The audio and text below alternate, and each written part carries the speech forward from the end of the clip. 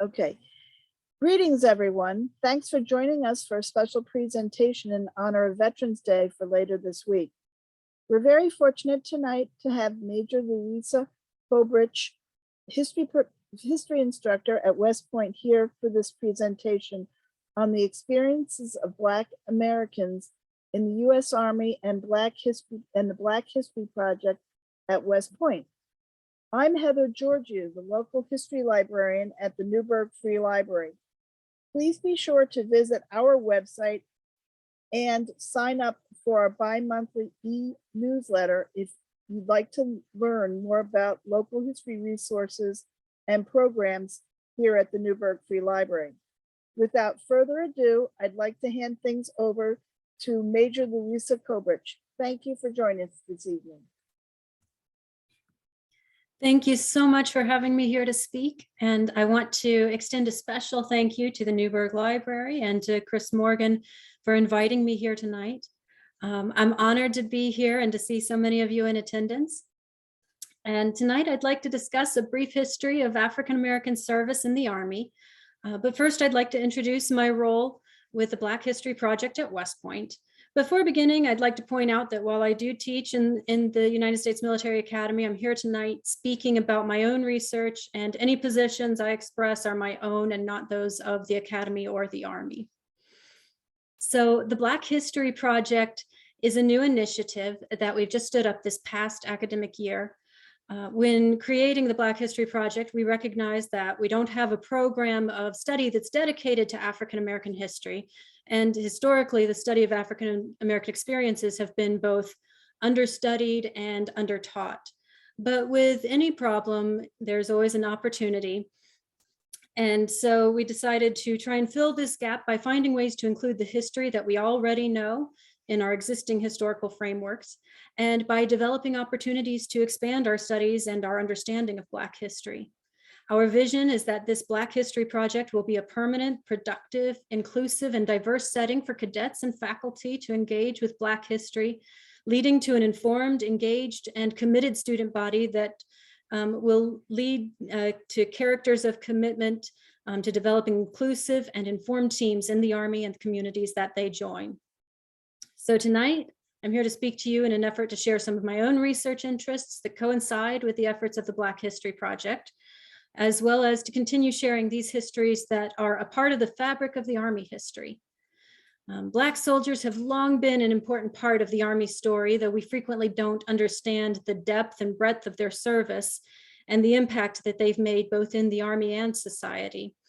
So while I'll do my best to touch on the most significant moments, I will spend a little more time on their earlier contributions, both because this is the area that I study and because these are the parts of the story that are usually not as well known.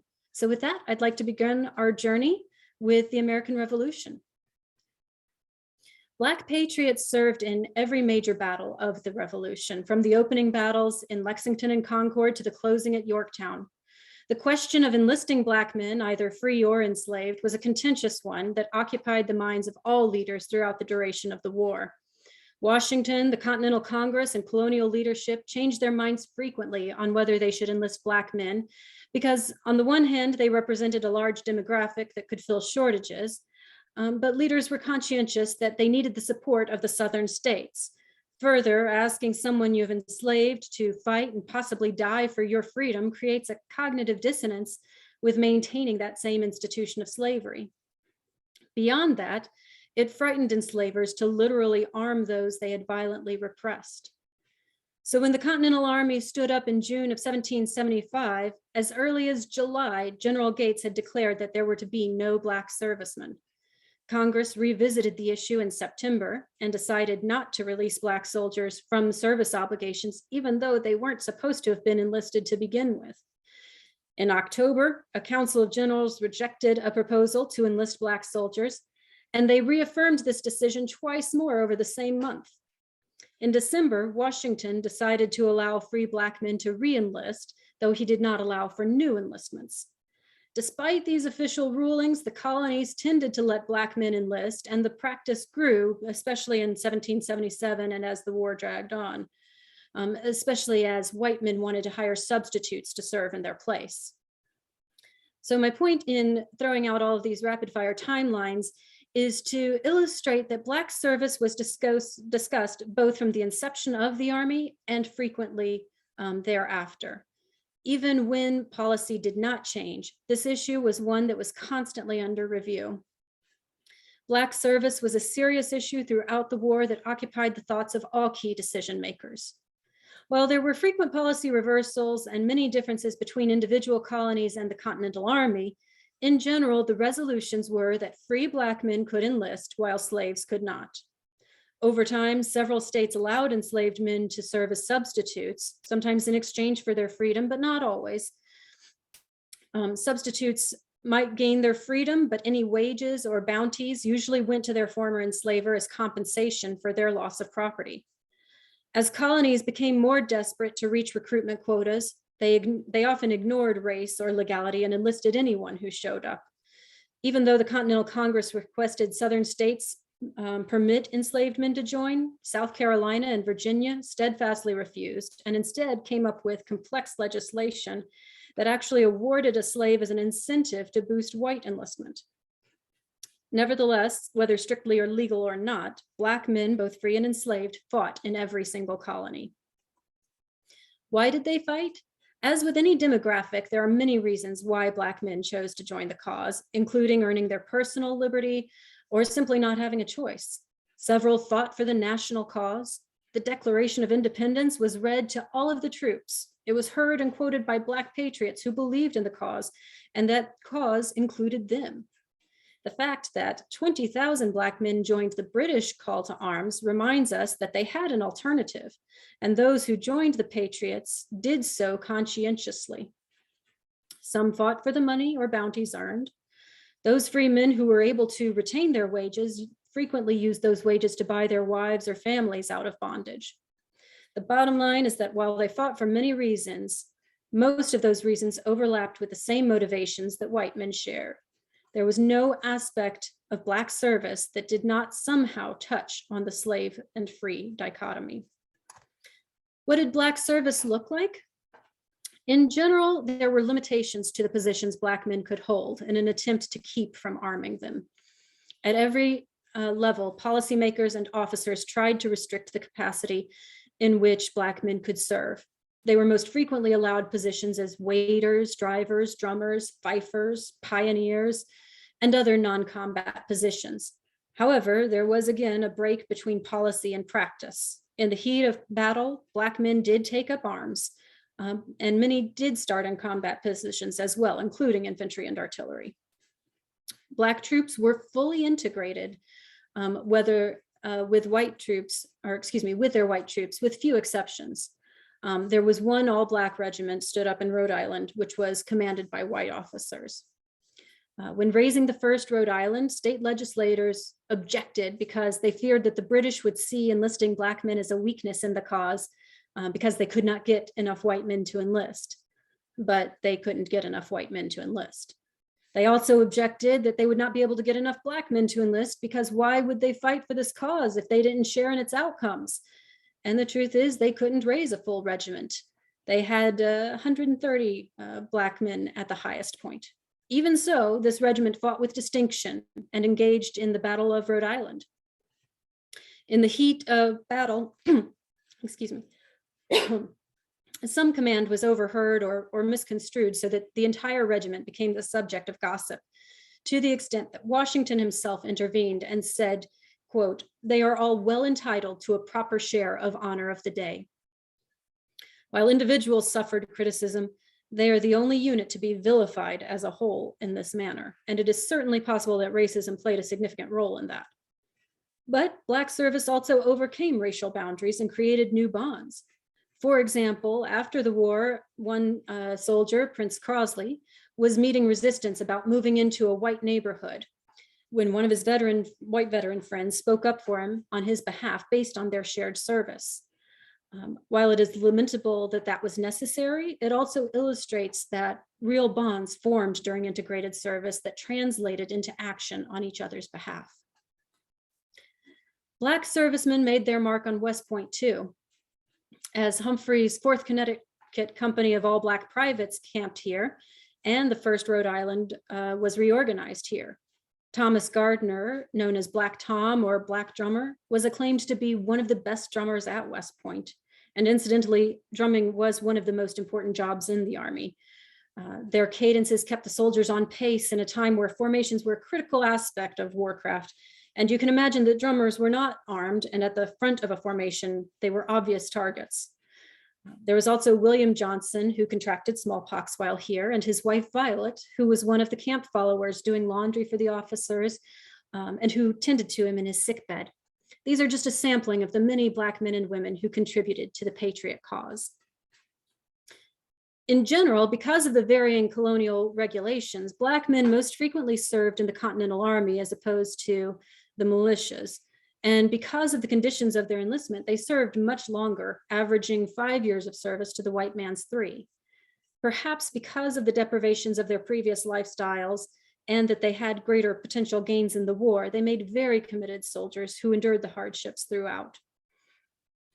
There's a great deal more we could discuss about the free and enslaved men who fought with the Patriots, but one takeaway to consider is this. Regardless of the outcome of the revolution, these men understood the rhetoric of the war and believed it could or should apply to them.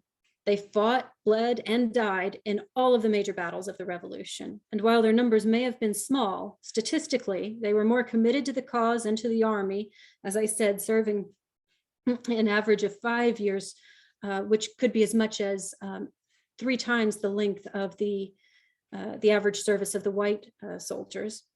And they also deserted in lower numbers as well. As we continue to examine the origins of our Army, it is inextricably bound with the service, sacrifice, culture, and traditions of free and enslaved Black men. Following the American Revolution, African Americans were barred from serving in the Army by the Militia Act of 1792. Whatever gains had been made in the combined service was certainly lost at the federal level. Though African Americans did fight in rare or exceptional cases in the subsequent conflicts, it was not until the Civil War that they would be able to serve in a meaningful way again. From the first conflicts in the Civil War, many African Americans were advocating and agitating to be allowed to serve. They were desperate for the chance to earn freedom for their race. It is important to acknowledge how actively they fought for this right to serve, both because it reminds us that they were not merely people that existed while history happened around them, but that they were active participants in making those events happen. And also because it reminds us of just how powerful this connection between service and citizenship was and is. By serving, not only could they help end slavery, but they could also earn the right to citizenship. There's a big gap between being free and being a full citizen. And as the events of the Civil War and Reconstruction remind us, abolition did not guarantee citizenship, but service had that potential. Black soldiers were not enlisted in the Union Army until 2 years into the Civil War. The initial delay was because of that same law from 1792, coupled with a belief that the war would be short and won decisively in a battle or two. As the war dragged on and it became apparent that it would continue to be a long war, politicians continued to resist African-American calls to service because it risked alienating the border states. Remember that they did not have the luxury of knowing whether a state might change its mind and side with the Confederacy, and Lincoln did not believe he could afford to lose any more states to the Confederacy and still win this war. He still had slave-owning states that were part of the Union, and it would have and did enrage them to enlist African-American soldiers. The question was whether that would be enough to tip them in deciding with the Confederacy. As you can imagine, then it took quite a bit to change the inertia towards enlisting African Americans. An important part of the decision to enlist Black soldiers began with what is known as the Contraband policy. In the first months of the Civil War, 2 enslaved men escaped from their Confederate slave owner and ran across the river to Fortress Monroe, Virginia, seeking refuge. It was quite brave for them to do this, not just because of the usual fears of escaping slavery, but also because prior to the war, the role of the Army had been to return any escaped slaves to their enslavers. It was unclear whether the soldiers would be obligated to continue to do so during the war, since federal law still required it. The commander at Fortress Monroe, a political appointee named Benjamin Butler, thought fast on his feet and decided that rather than return the escaped slaves, he would seize them as contrabands in war, in the same way that one might seize munitions or other items that aid the enemy. Congress approved of this plan and codified it in the First Confiscation Act and expanded on it in the Second Confiscation Act. These acts, coupled with the long duration of the war, pushed Lincoln to issue his Emancipation Proclamation on January 1st, 1863. We frequently discuss the Emancipation Proclamation because in it, Lincoln emancipated Confederate slaves, but an equally important aspect of this proclamation was that it also declared that Lincoln would start enlisting African Americans in the armed services. And so it was halfway through the Civil War that African American service really began. It is worth remembering that both free Black men in the North, such as Frederick Douglass, and enslaved men and women in the South who braved running away, such as those first contrabands, were instrumental in pushing policy both through their advocacy and through their actions. Approximately 200,000 soldiers and sailors served during the Civil War, and their service came at a moment when the Union was facing serious challenges in enlisting enough manpower. Though their service was not the only factor, it was a definite advantage that was instrumental in aiding Union victory.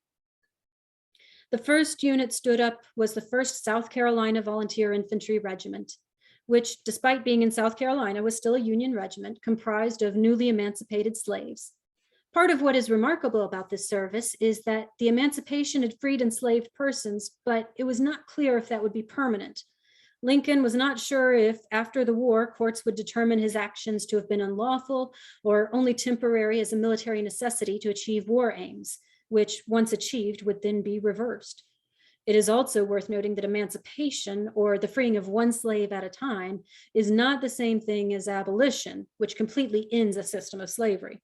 So these enslaved men who volunteered had no way of knowing whether a system of slavery would end, but by fighting and serving, they were making a strong case for their own permanent freedom and claims to citizenship.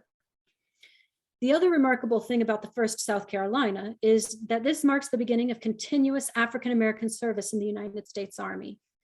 That said, most of us are more familiar with the 54th Massachusetts, which is the subject of the film Glory. The 54th stood up quickly after the 1st South Carolina and was very much a political project. Abolitionists were at the helm and determined to see this project succeed because they understood how much was at stake with the enlistment of these troops. Despite Lincoln waiting to initiate African-American service until he had made a strong case that it was a military necessity, the public was very divided on the idea, and any shortcomings of their service would reflect on the ability of all Black soldiers. Governor John Andrew hand-selected Captain Robert Gould Shaw to lead the 54th, and Frederick Douglass was instrumental in raising troops to join, including 2 of his own sons, one of whom served as the Sergeant Major of the 54th, the highest rank a Black soldier could have at that time. Their biggest challenge came in the battle at Battery Wagner in South Carolina, where they were headed to, or selected to lead the assault, to be followed by the other white regiments. The assault began by 11 hours of continuous shelling of the fort, but unknown to the Union, that bombardment was largely ineffective.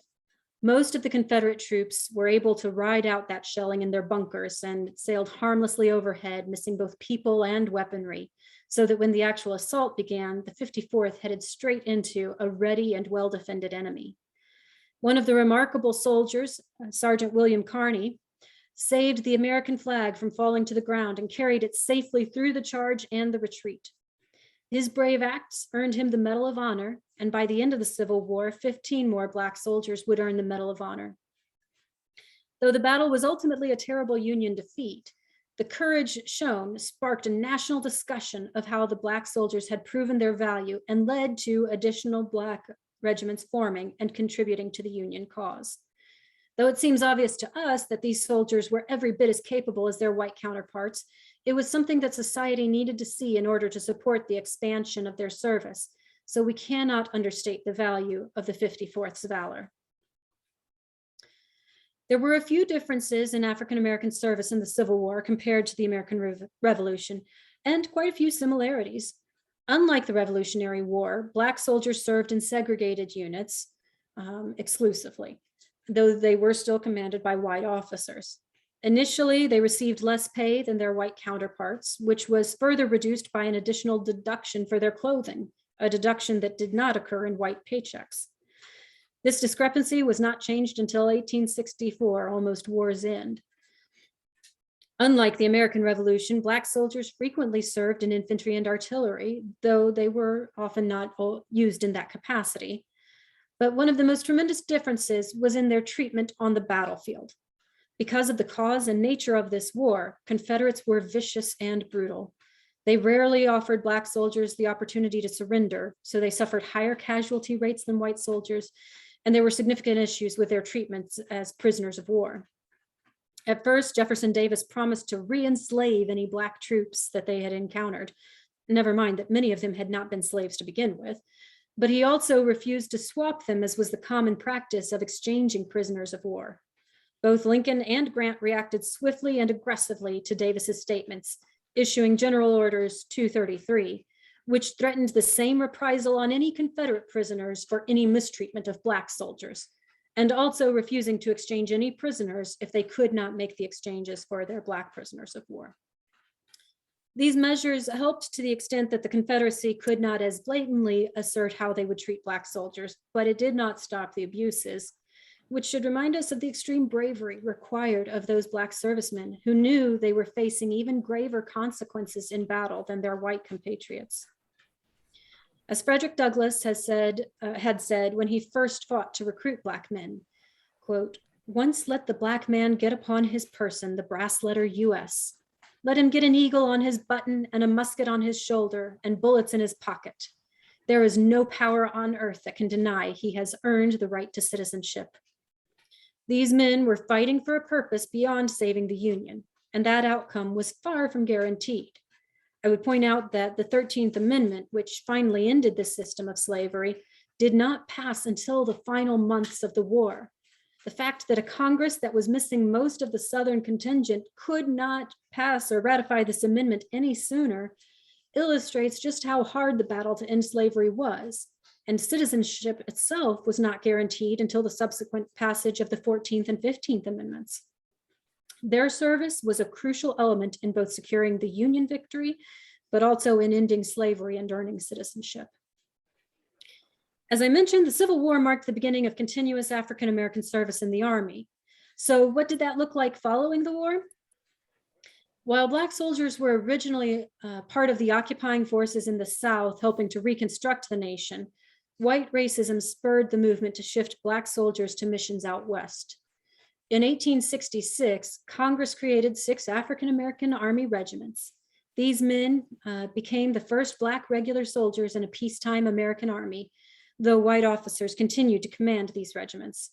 They assisted in opening the vast territories and securing settlers, settlements, and railroads. These men became known as the Buffalo Soldiers. And while these soldiers served honorably out West, their history also intersected with that of West Point. In 1907, the Army sent a detachment from the 9th Cavalry Regiment to West Point for the purpose of instructing cadets in the art of horsemanship, because prior to World War II and the advances in mechanization, riding was an important part of the curriculum. These were the top horsemen in the Army, though their time at West Point was not without conflict. Even though these were the expert horsemen, white officers had to act as intermediaries to cadets, so the cadets were not taking orders from Black soldiers. The Buffalo Soldiers lived on the outskirts of West Point, where they also maintained all of the horses. And unless reporting to instruct cadets, the Buffalo Soldiers were required to walk around the cadet central area and could not engage cadets without reprisals outside of instruction. Even so, their experiences on West Point were progressive in many ways, as their children attended integrated schools well in advance of the integration of the rest of the nation. The Buffalo Soldiers remained at West Point until they were disbanded in 1946. Concurrently to the Buffalo Soldier experience, the first Black cadets arrived at West Point. From 1870 to 1887, 27 Black men were nominated to attend West Point. 12 were admitted, and only 3 graduated. The challenges that these men faced as cadets greatly exceeded those of their white classmates. Their stories speak to an incredible level of resilience and tenacity. Prior to the Civil War, officers serving at West Point, including former Superintendent Robert E. Lee, frequently brought an enslaved servant with them to wait on them. Less than a decade separated the departure of that last enslaved person from West Point after the end of the Civil War and the enrollment of the first Black cadet at West Point. In 1870, James Webster Smith of South Carolina entered West Point, the first Black man to do so. From the first moment Smith arrived, he experienced overt racism and discrimination. In fact, he was the cause of or subject to 2 investigations and 2 courts-martial in his first year alone. He was turned back a year so that he had to repeat his first year of instruction at West Point. And while he had brief moments of companionship when the second and third Black cadets arrived in 1871 and 1872, he was largely isolated, and when they failed and were separated quickly, Smith spent most of his time alone as the only Black cadet. These men endured near total isolation from all other cadets. In a practice commonly known as silencing, white cadets spoke to Black cadets only while conducting official duties, and even then said as little as possible to complete the required tasks. Unfortunately, Smith failed an academic exam in his 4th year and was separated. While his story had an unhappy ending, Smith paved the way for the next cadet and first Black graduate. Henry Ossian Flipper of Georgia became the first African-American graduate in 1877. Flipper went on to perform well as a junior officer in the Army, but faced extreme prejudice throughout his short career. His service ended in 1881 after he was convicted by a court-martial for manufactured charges of embezzlement and conduct unbecoming an officer and gentleman. After a series of actions initiated by Flipper's descendants, he was pardoned in 1999. Another 10 years elapsed between Flipper's graduation and that of John Hanks Alexander in 1887. Charles Young became the 3rd to graduate 2 years after Alexander. The next Black graduate was Benjamin O. Davis, who arrived in West Point in 1932. Despite the limited advances made in African-American service, there were many more challenges for African-Americans in the broader society. In World War I, more than 350,000 Black men served, but primarily as support troops. Intense racism at home prevented them from serving in combat positions or overseas at all in many cases. White Southerners were particularly hostile to the idea of Black service, and as white troops were very much needed in service, the Army made concessions to ensure their commitment to the cause.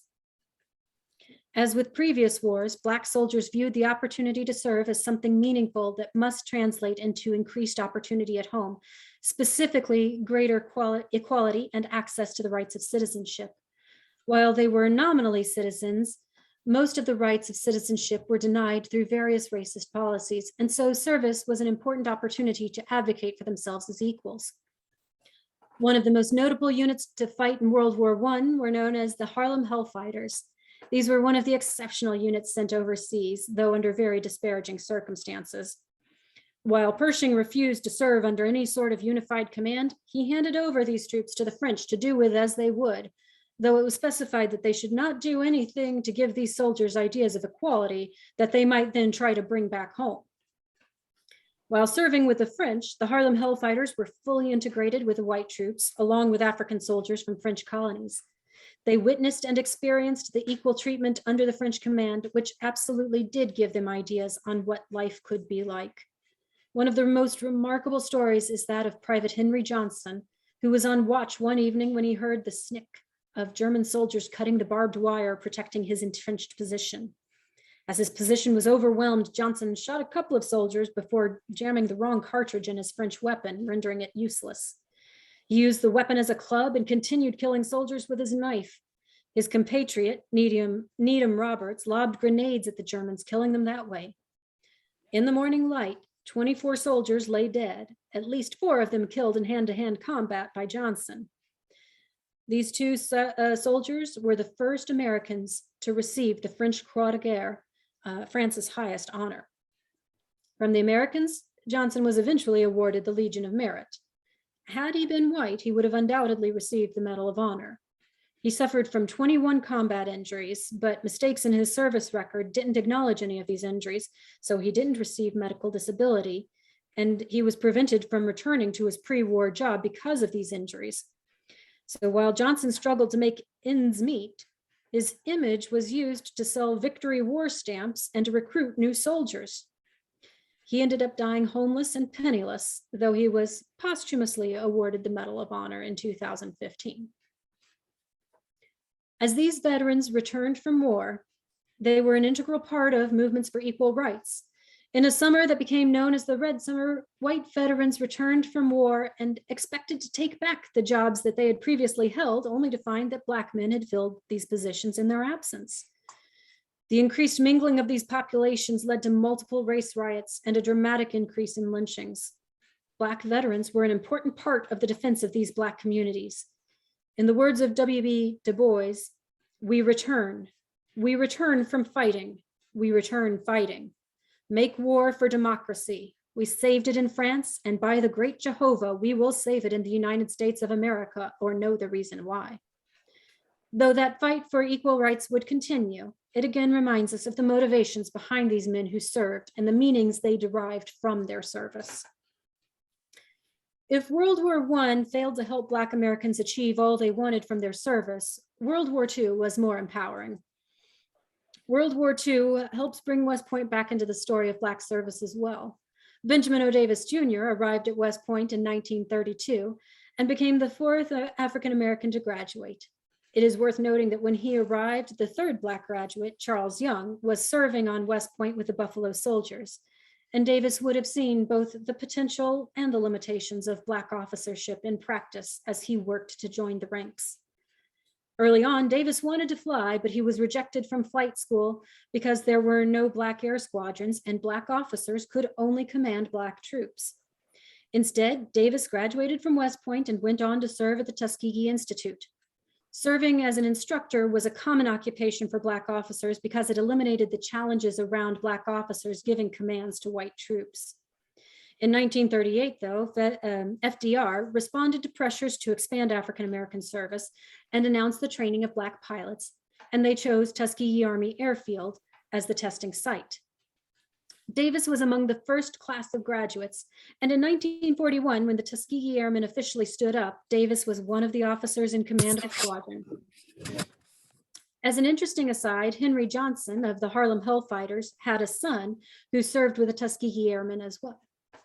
These brave pilots performed tremendously and had higher than average success rates in both shooting down enemy aircraft and returning safely, and they earned numerous accolades and honors. While Black soldiers and airmen had long connected their service to rights of citizenship and equality, in World War II, the connection became explicit with the launch of the Double V campaign, or Double Victory, which stood for Victory Abroad and Victory at Home. In other words, these servicemen wanted the fight for democracy abroad to translate to securing democracy at home, and the two goals were inextricably linked in their minds. While they would have answered that they were fighting out of a sense of patriotism, that patriotism meant making the nation better as well. It also reflected a keen understanding that if democracy was the language of this war, then it had to begin at home. While their service did not lead to immediate changes at home, there were far-reaching results within the service. The Army conducted a series of experiments and observations on integrating Black and white soldiers in 1945. The premise had long been that troops could not be integrated because it would lead to a complete breakdown of unit cohesion and morale. However, these initial experiments proved the opposite, that while there was initial resistance, time and again, troops bonded through shared service and overcame prejudices to build stronger teams than before. Just as important, these soldiers felt that they should serve in integrated units after they had been through the experience. In 1948, President Truman issued the executive order that officially integrated Black and white troops.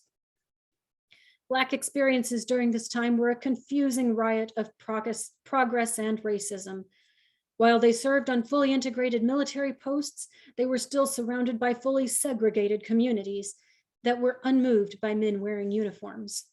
The Army continued to observe, and through the Korean War confirmed that not only did integrated integrated service build bonds, it was more efficient for the Army. Instead of having separate trainings and facilities, processes could be streamlined through integration. But the real test came with the Vietnam War.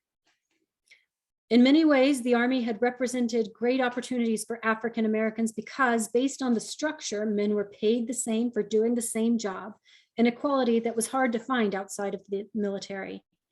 While prejudice could and did impact abilities to be promoted, the opportunities still outweighed the experiences outside of the military. The Vietnam War began in the midst of the domestic civil rights movement. The movement had already experienced some tremendous successes, with President Johnson helping enforce the integration of schools. So civil rights leaders tried to support his call for troops to Vietnam. However, this longstanding relationship of connecting service to citizenship finally broke in the course of the Vietnam War. While in theory, a draft can be a fairly equal process, in practice, it disproportionately impacted Black and minority communities. Those who were eligible for draft exemptions were overwhelmingly white, and that became apparent in the course of the war. Furthermore, as minorities joined the service, they took entrance exams that determined what positions they could serve in. Those who scored lowest could only be infantrymen. Because of the inequities in domestic education systems, minorities scored lower on these entrance exams and therefore disproportionately went into the most dangerous combat jobs. Black communities quickly realized that they were dying at higher rates because of their increased exposure to danger, and that they were carrying an unequal burden in a war that became increasingly unpopular across all fronts. Eventually, civil rights leaders and soldiers broke with their support of the service. For the first time in meaningful numbers, Black soldiers did not want to serve when they weren't granted rights at home, and they did not view service as a means to achieve change at home. To avoid ending on a sour note, I'll share one more story of West Point from this moment. In 1971, President Nixon visited West Point. As he toured the grounds, he learned about Battle Monument, which honors the officers and soldiers of the regular Army who served in the Civil War. He asked where was the monument to the Confederate soldiers, and upon learning that there wasn't one, insisted they had to get one. And ideally, they would have it up before the Republican National Convention, which would be making nominations for the next election cycle. While the superintendent tried to dissuade Nixon, Nixon insisted, ordering him to create such a monument. In an interesting turn of events, the superintendent turned to one of his bright young cadets, Percy Squire, who was the head of the Contemporary Affairs Seminar, which was a sort of Black student union in practice. Squire led his fellow Black cadets in writing a manifesto that outlined all of their objections to such a monument, including that it would hurt West Point's image and could lead to protests, but not building such a monument could strengthen ties to the Black community at a time when West Point had only just begun creating a position to increase recruitment among African Americans. The Army was severely criticized at this moment, not just because of Vietnam in general, but also because of the My Lai massacre and ongoing racial issues. So this, coupled with these young cadets advocating for themselves and their community, carried the day. It is an inspiring story in which African Americans directly shaped the landscape of this academy. As a result of the racial issues in Vietnam, the Army looked to create a series of reforms to build a more inclusive environment, recognizing that it was crucial to building strong teams and recruiting and maintaining those interested in serving. Directly following the Vietnam War, the Army created structures to train soldiers on racial inclusion and to build equal opportunities. And while these programs have been far from perfect, they are the forebearers of the programs still informing our service climates today. Today, Black servicemen and women comprise about 21% of the Army, while they make up about 13% of the population.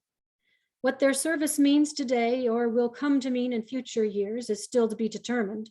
But one thing is clear: they are a critical component of our service members and our nation's defense, and their service history is Army history. Thank you so much for listening. And at this time, I'd like to open it up for questions or comments.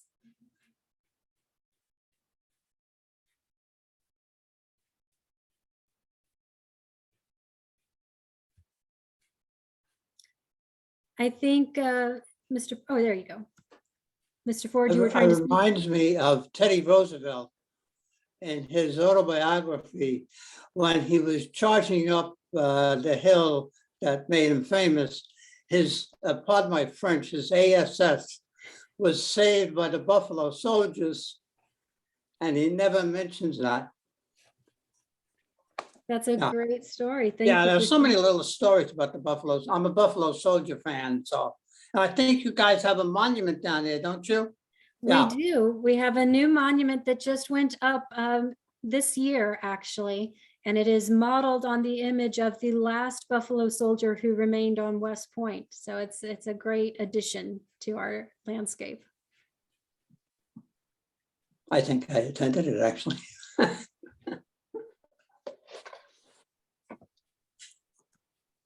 I'm a history buff, so I also Me let's too. throw Frederick. I want to throw Frederick Douglass. Frederick Douglass visited Newburgh twice and spoke at the AME Church right down from Washington's headquarters. There's a big That's rock right. there with a thing there around. So I'm a Frederick Douglass fan also. Yes, I am as well. Frederick Douglass is a great, great personality to study. Yeah, he lived in Rochester, New York, and so he was very heavy throughout all of this region in the Hudson Valley. And you're right, I recently took some cadets up to Newburgh to look at some of the local Black history there. So yeah, he definitely stopped by the Amy Zion Church, as you mentioned, where there was an abolitionist family that we were stopping to look at and talk about their history. But Is that the it seems highly likely that Douglas was in contact with them since they were so active on the Underground Railroad. Is that the Yeah, old? Newburgh has a great Yes. history, you know, the American Revolution. And I think that even in the heirs of the American Revolution, even the Civil War, that Newburgh was maybe on the trail, on the Freedom Trail, the Underground Railroad. There was some, it's tough to put it in the town of Newburgh. There's a park, I think it's Algonquin Park. There's a sort of a structure that appears to be some kind of a munitions thing. And then there's some houses there that they're made of stone. So that means they're probably from that period of time. So it's possible that the Underground Railroad also was here. No, I don't know. Absolutely. I just went to a talk by a soldier at the Lincoln Museum down in Peekskill. And it was interesting. He was in Vietnam, and he spoke about he didn't speak about Vietnam too much. He spoke mostly about his family in the Bronx. I'm from the Bronx. So, you know, it was nice. It's nice. I have his book. He's telling, you probably know, he's talking about Whitehall Street. And I remember going to Whitehall Street myself. I was drafted too. You have no idea what's going on. You have no clue. Someone just taps you, hits you in the head, turns you back sideways, and then you raise your right hand to tell the truth, told the truth. You get on a bus, you're in Fort Dix. In his case, he was on a plane. He'd never been on a plane before. It was down to Fort Jackson. So then one day he was in the Bronx, and the next day he was in South Carolina. And he talks about, to me, sergeants, who who runs the army. Sergeants run the army. We all know that. That's right. Officers can do what they want to do, but sergeants are basically in basic training. All training is run by sergeants. They're in charge. So know that, Major, right?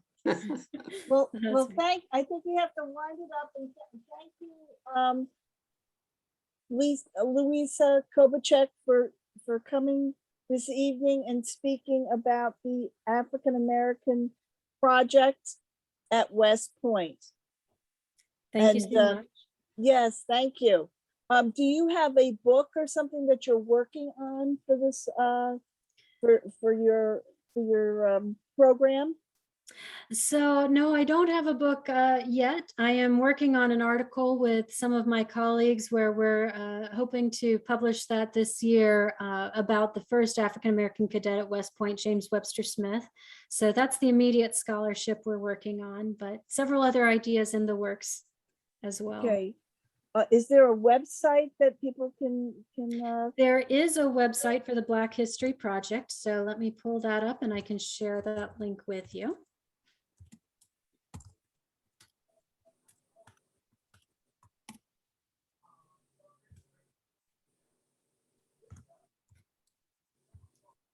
Okay, let me drop that in the chat. www. Oh, somebody has already dropped it in the chat for me. Thank you. Okay. So there you have in the chat the access to our Black History Project website. Terrific, terrific. Well, thank you very much for your time, and please keep us informed. You know where, you don't know in what publication it's going to be published in or anything? We're planning to submit it to the Hudson Valley Review. Hudson So Valley Review. Okay. We'll write that down. And do we have contact information for you in case there would be Yes. interested people who are interested in helping in your research? absolutely. So I'll go ahead and add my email address to the chat. And so there you are. I would be delighted to hear from anybody. Okay. Well, thank you for your time and everything, and have a good evening all. Thank you so much. Thank you. Take Thank you, care. Miss. Take care. Thank Thanks. you. Thank you, Miss. Appreciate it. Thanks. Everyone. Thank you. Stay well.